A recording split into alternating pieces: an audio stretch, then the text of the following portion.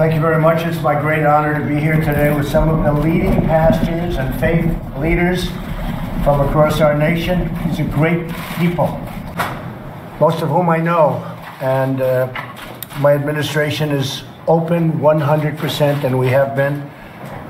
We've had tremendous support, and I appreciate you all being here today. In case you don't know, that's called the media. They're wonderful people. I like you better.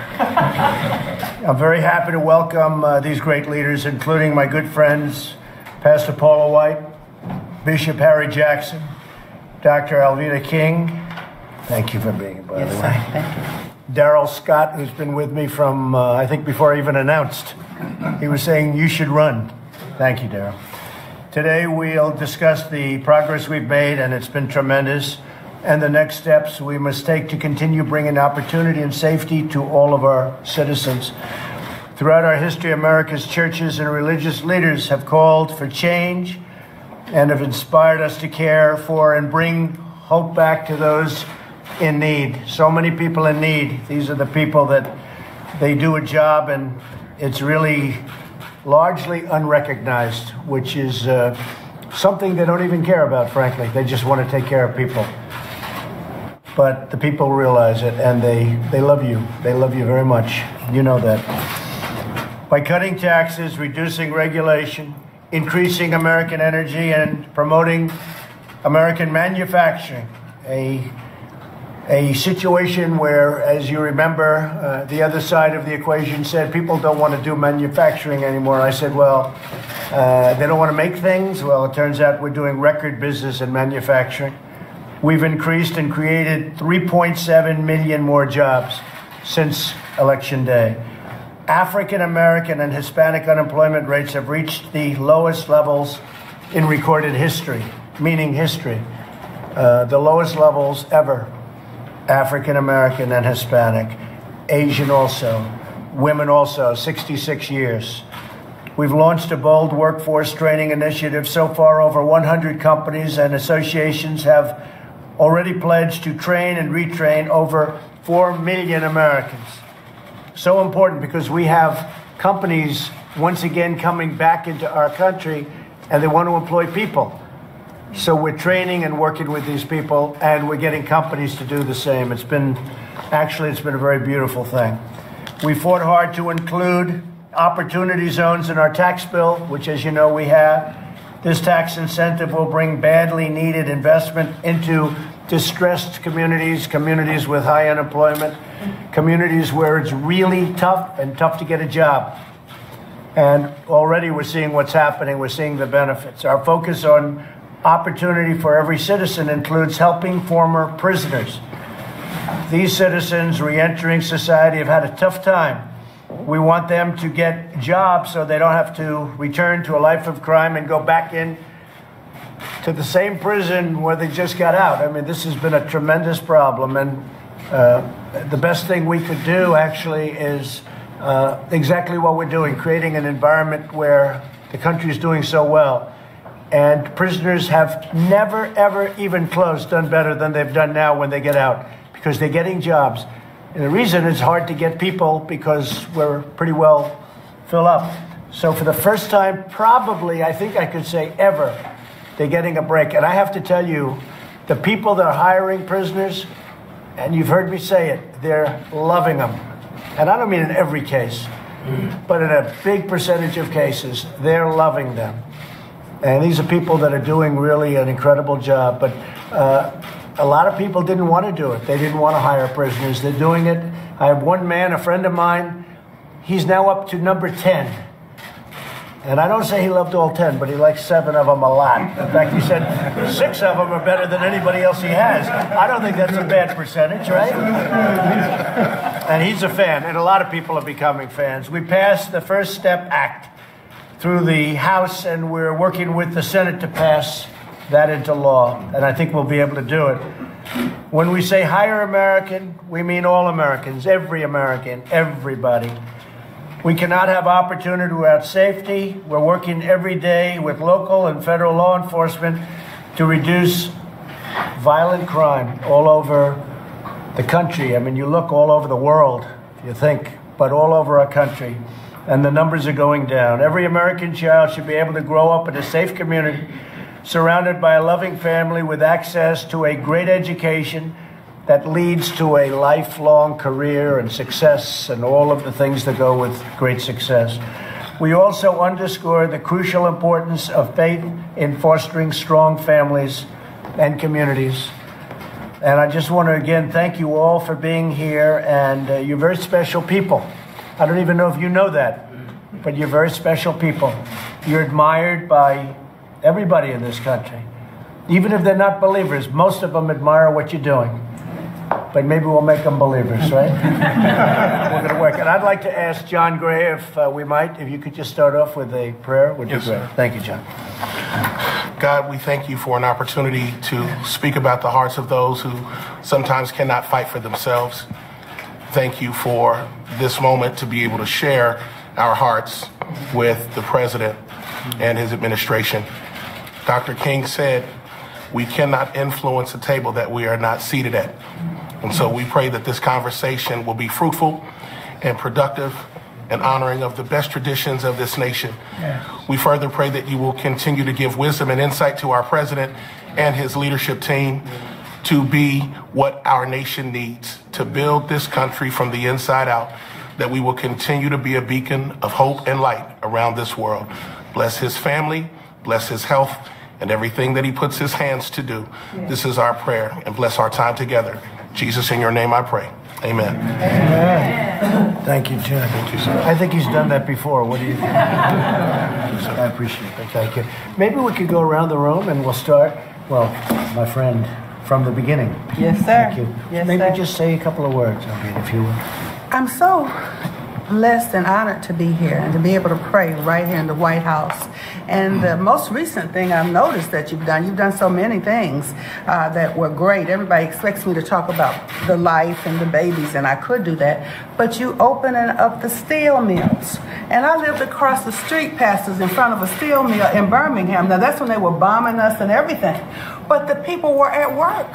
So they could go to church, they could give tithes, they had pretty dresses to wear on Sunday, and they weren't hungry.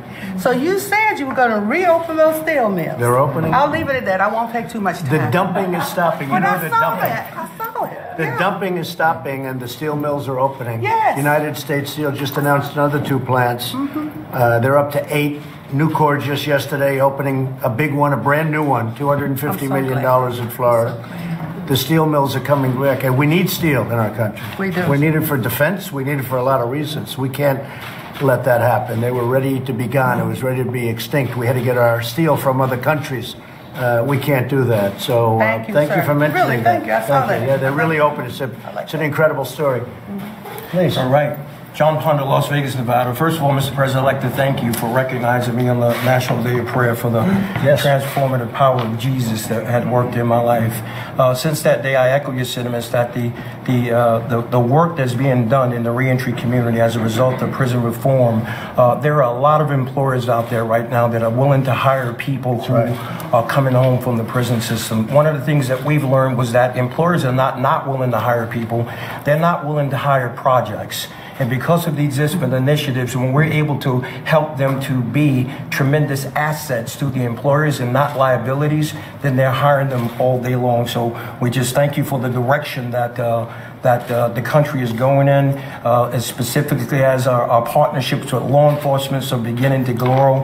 Las Vegas Metropolitan Police Department has given us over 60 men and women from the police department that are serving as mentors and trainers for people coming home from the prison system. And I think that is a direct result of the direction that our country is going in. So I thank you and your administration for the hard work. Well, thank you very much. And it's something that should have been done a long time ago, prison reform.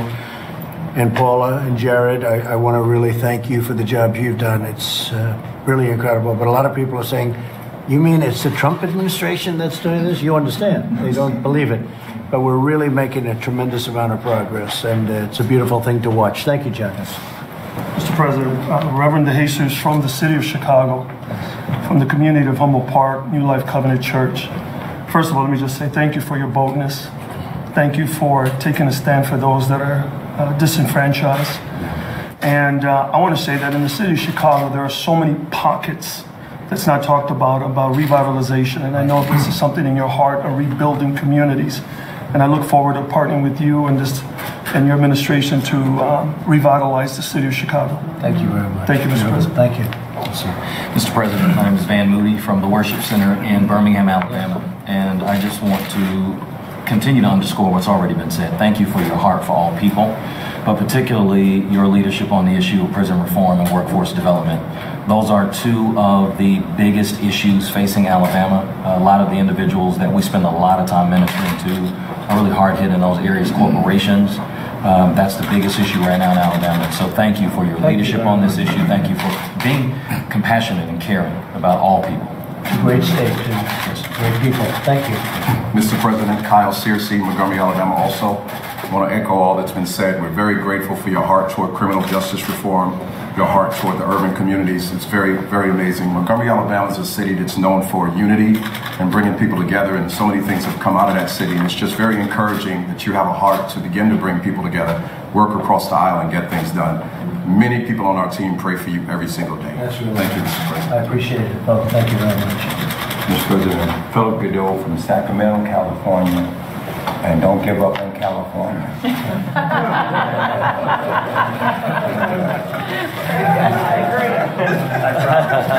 Please don't give up on California. I'm in Sacramento. I'm right in the capital there, and we're working in every area to try to make a difference in the people's lives. So I guess the greatest word I can say for you, Mr. President, is that you have given this country expectations, given us a new hope, a new excitement to believe that things are getting better and going to get better. And we appreciate that leadership, your tenacity to keep pushing in against all the opposition that comes against you. Thank you so much. Thank you very much. It's very nice. Mr. President, Travis Hayes. I'm Richard Travis Hayes. I'm the CFO of Relentless Church in Greenville, South Carolina. I'm honored to be here in the presence of greatness, and I'm excited about the opportunity to learn more. Used to be in law enforcement, so I'm really excited to hear about these programs with regards to folks who are just being released from prison and getting them back into the workplace. Thank you very much. Thank you. Mr. President, Pastor Julian Lowe from Oasis Church in Los Angeles, and I'm very grateful for this administration and for you personally. I didn't grow up in the church, and I was taught growing up that faith and government were completely separated and completely different. So you offering this roundtable and giving pastors and faith leaders a voice throughout the country. I heard about the meeting you had yesterday as well with other faith leaders, and so it's very encouraging, inspiring, and gives me hope to take back to the people of Los Angeles. Honored to be here, and thank you very much. My honor. Thank you. Mr. President, Benny Perez from Las Vegas, Nevada. I'm so honored to be here with all these incredible men and women. Thank you so much as being Hispanic leader to see what is happening in the Hispanic community. It is the largest, as you know, ethnic community in America, and to have the lowest unemployment rate, and to see my family members and my community being really empowered to live a life and not just dream, but actually see the dream come reality. Thank you for all that you're doing. It's making a huge difference in Las Vegas, and for acknowledging the churches as we partner with you and the government to make a huge difference in Las Vegas and beyond. Thank you so much. Well, thank you. You know, the churches weren't so much acknowledged, you know, that over the last number of years, we acknowledge this. Thank you. These are great people. Thank you. Thank you very much. Yes, sir. Thank you. Paula? Pastor Paula White, New Destiny Christian Center, and it's an honor to serve you through our faith initiative and opportunity. Thank you for bringing the faith base back to the White House, and for all the great things you continue to do. Thank you, Paula. Thank you for everything. Appreciate it. Jared, would you like to say something? Sure. When you asked me to lead your efforts to try to reform our country's prisons and to see what we can do from the federal government, we were running into a little bit of a problem of politics in Congress. And so I reached out to a lot of you to see if you could help get the word out in your communities and to try to let people in Washington know that making progress on this issue is more important than whatever political differences people may have.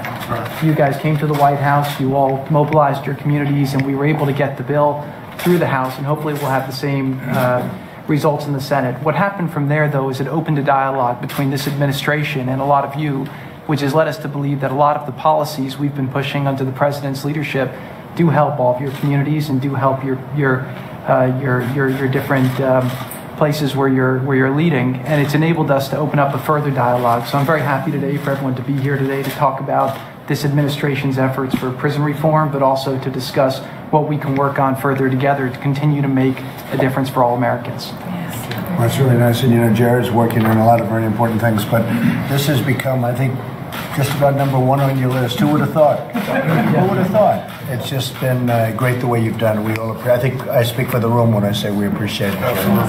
Great job. Marvin. Mr. President, it's an honor to be here. When you asked us to speak, the first thing I thought about was my grandfather and how it's an honor to be here. And, you know, he passed away a few years ago, but he raised 10 kids in the inner city of Detroit. And when you were speaking, you were talking about how important faith was in the community and how it helps the family. And my grandfather did that working odd jobs. He was a taxi driver. He cut hair. He did everything possible. But he also had them in church, and he kept them, you know, together. He was with his wife, married for, I think, around 50 years before he passed away. But our family was able to do things that a lot of families, you know, aren't able to do without the assistance of faith and having church and having families together. And so to hear you talking about, you know, keeping that in the communities, I think is super important. And I'm just happy for this opportunity, and just God bless you and everything you're doing. And thank you, Pastor Paul, as well. Oh, thank you, Marvin. Great family. Great family. Mr. President, it's been an honor to serve you in this administration. Today is a watershed moment. It's an opportunity to learn about a community that's felt left behind for years. And the things that you're doing under your leadership could drastically change situations and speak for people who can't speak for themselves. Each one of these leaders speak for forgotten people around this country who have dealt with pain regardless of who is president. And this opportunity for you to show your leadership to move things in a different direction. So it's been an honor to serve, and look forward to continue to work with you. Thank you. That's very nice. I appreciate it. Pastor Gerald Scott, I've had the honor and privilege to work with then candidate, now President Trump, and to observe him behind the scenes and have a number of personal conversations with him. And people ask me, why do I defend him so vociferously? And I say it's easy for me to do because I know him. And he's shown me his heart, and I know he has a heart for all Americans. And I will say this administration has taken a lot of people by surprise, and it's going to surprise you guys even more, because this is probably the most proactive administration regarding urban America and the faith-based community in my lifetime. And I'll be 60 years old in December. But when I think back on, I use good hair dye. And I've got a great makeup artist. But to be honest, this is probably going to be and I'm going to say this at this table, the most pro-black president that we've had in our lifetime, because, and I try to, you know, analyze the people that I encounter. This president actually wants to prove something to our community, our faith-based community and our ethnic community. The last president didn't feel like he had to.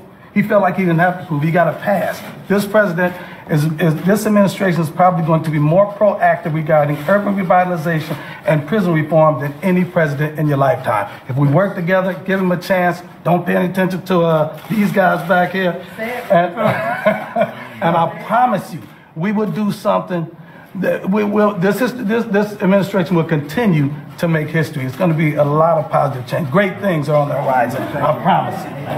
I have to say one thing about him. So I didn't know him at all, and I'm watching one of the, I would say, unfriendly groups of broadcasters, to put it nicely.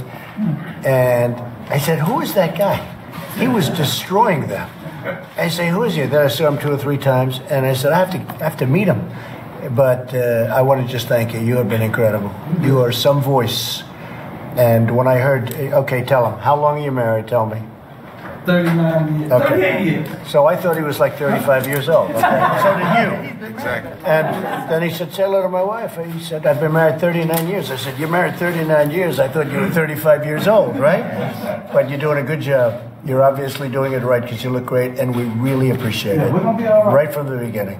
Gerard's been working with us a lot. And, you know, he used to live on my street when he was a kid. In the same city. Good job.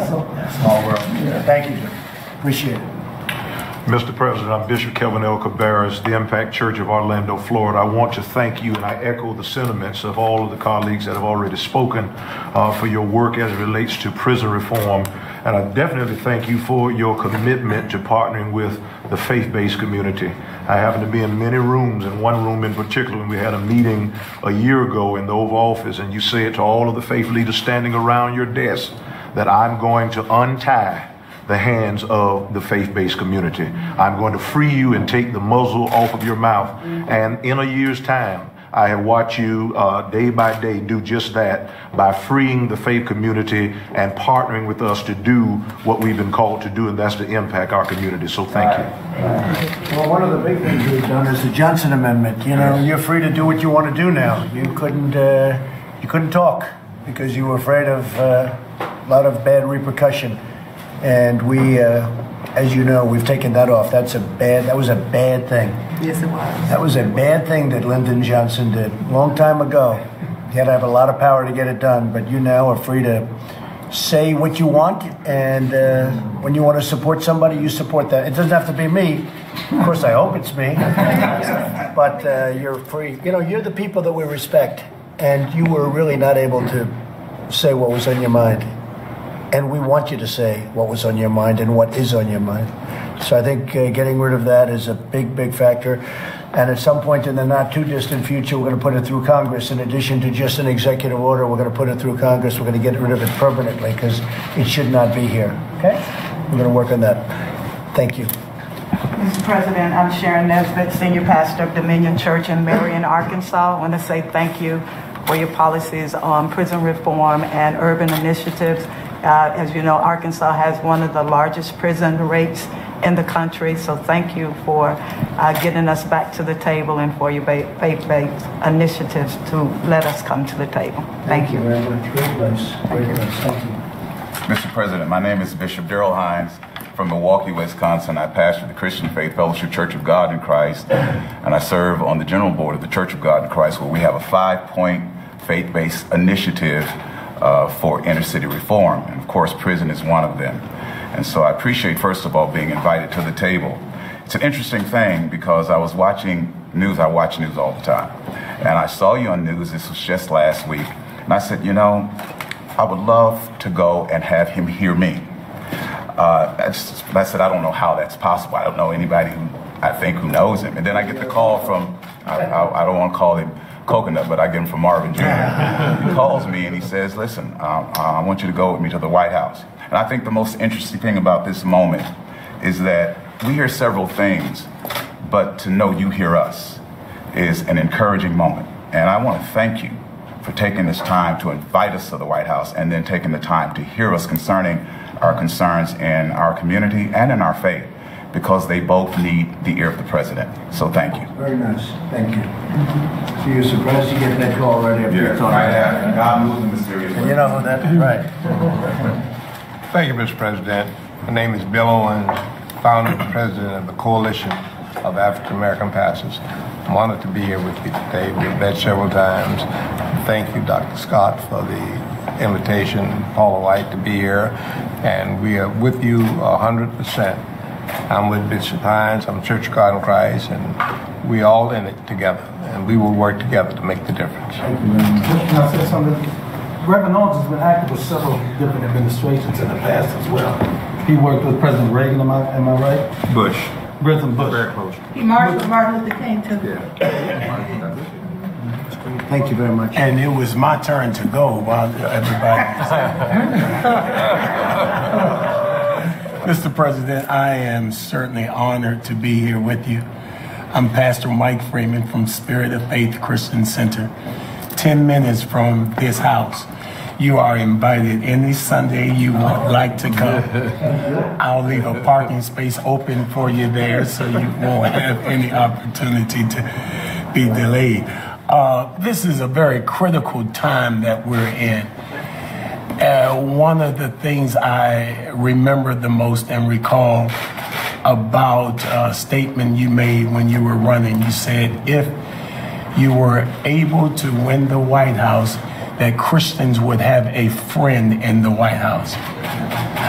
I was really eager to find out whether or not that word would be kept as such.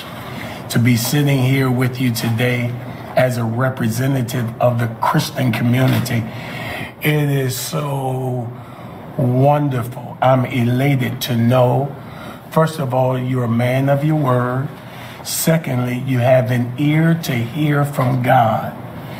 With your having an ear to hear from God, this country is in great hands. My prayer for you is that your ear will always be open to the wisdom and the Spirit of God. And I'm praying for you constantly, and everything I pray for comes to pass. God bless you. That's very nice. I'll get over it. Yes, sir. That would be great. Thank you, sir. Mr. President, I'm Bishop Dale Bronner from Atlanta, the senior pastor and founder of Word of Faith Family Worship Cathedral. And I'm from the business world. My father planted a business in the hair cosmetic manufacturing business in 1947. Wow. And so we've been doing business there in Atlanta for all of these years and employing people. So thank you so much. But I love the stimulation that I see in the economy now. It is the best that it has been in so many years. And I'm so deeply grateful for all of the prison reform initiatives that I see underway. That's exciting and enthralling to me, as well as the urban initiatives that will help minority communities around this country. Thank you so much for your boldness and your courage to make great things happen, and you're making them happen. Thank you very much. Sure. Very nice. I'm Bishop Harry Jackson from right here in the D.C. area.